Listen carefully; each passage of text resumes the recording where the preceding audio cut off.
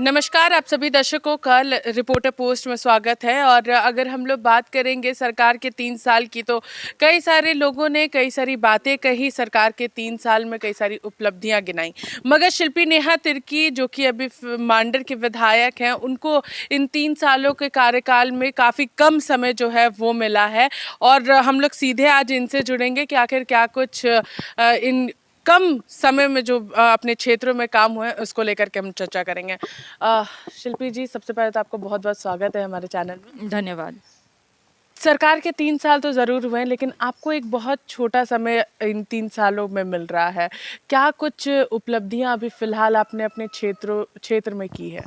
देखिए, जो उपचुनाव हुआ था मांडर विधानसभा क्षेत्र में पिछले साल जुलाई के महीने में, उस समय से लेके आज तक मुझे लगता है लगभग 6 महीने का समय पूर्ण होता है। और ये समय मेरे लिए काफ़ी ही चुनौतीपूर्वक रहा है, क्योंकि क्षेत्र को समझना, क्षेत्र के ज़रूरत को समझना, वहाँ के लोगों को समझना, इस समझ के साथ ही साथ वहाँ पे काम भी डिलीवर करना एक चुनौती रहा है। मगर रोज़ दिन आप जिस तरह से देखते होंगे, जनता जिस तरह से देखती होगी, क्षेत्र में रह के समस्याओं को समझते हुए उनके समाधान करने के प्रयास कर रहे हैं। अधिकारियों के साथ मिल के जो रुकी हुई काम है उनको एक तेज़ी देने का काम हम लोग कर रहे हैं। एंड सो फार मुझे लगता है जितना हम लोग ने अचीव किया है ये 6 महीने में, एक एक दिन फील्ड में रह के, और मुझे लगता है अब बाबा का भी सहयोग है, क्योंकि वो पूर्व विधायक वहाँ पे रह चुके हैं, उनका भी जानकारी है क्षेत्र को लेके अच्छा खासा। तो उन सभी चीज़ों को मिला के हम लोग काफ़ी तेज़ी में वहाँ पे काम कर रहे हैं। अभी भी कई सारी वहाँ पे चुनौतियाँ हैं, कई सारी काम हैं जो कोविड के वजह से, क्योंकि 2 साल हमारा ऐसे ही चला गया, व्यर्थ चला गया था, उसके वजह से काम नहीं हो पाया।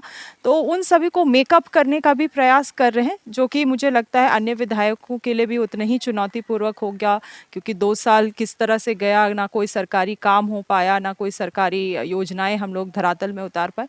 मुझे लगता है अन्य विधायकों के लिए भी ऐसे ही चुनौतीपूर्वक होगा। अगर हम बात करें इस बार के सत्र की, तो सत्र के दौरान आपके कई मुद्दे जो थे वो वहाँ पर थे, लेकिन कहीं ना कहीं एक नाराज़गी आपके अंदर भी देखने को मिली थी कि चूंकि आपको मौका नहीं दिया जा रहा था। काफ़ी देर तक आप अपने हाथ को उठा के रखी थी कि आपका सवाल है, आपका सवाल है, मगर वो जो मौका नहीं मिल रहा था, तो उसकी वजह से काफ़ी नाराज़गी आपके अंदर भी देखने को मिली थी। देखिए, विधानसभा का जो सत्र होता है सालाना, मुझे लगता है 2-3 फाइनेंशियल ईयर में 3 बार होता है। और ये जो वर्किंग आवर्स होता है विधायकों के लिए बहुत ही क्रूशियल होता है।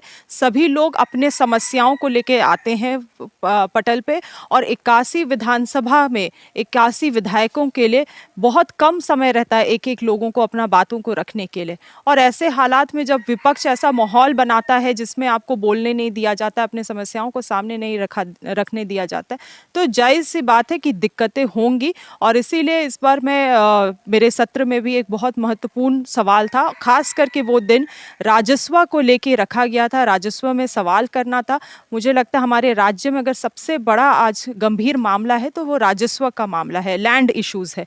इन सभी चीज़ों को रखना था, मगर जिस तरह से विपक्ष ने माहौल बना के समय को व्यर्थ किया, और उसके कारण मुझे नहीं लगता है किसी एक विधायक ने भी राजस्व या जमीन को लेके मामला को रख पाया होगा।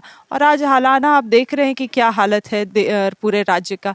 जमीन आपके पॉकेट से आदमी पैसा निकालने में 10 बार सोचेगा, मगर आदिवासी का जमीन छीनने से आदमी एक बार भी नहीं सोच रहा है। ये हालत। हमारे साथ शिल्पी नेहा तिर्की, जिन्होंने तमाम मुद्दों पर अपनी बातें जो है काफ़ी स्पष्ट तरीके से रखी, और जो नाराज़गी इनकी विधानसभा में थी कि इन्हें विपक्ष के द्वारा बोलने का मौका नहीं दिया गया, राजस्व एक बड़ा मुद्दा है। रिपोर्टर पोस्ट के साथ मैं पूजा, नमस्कार।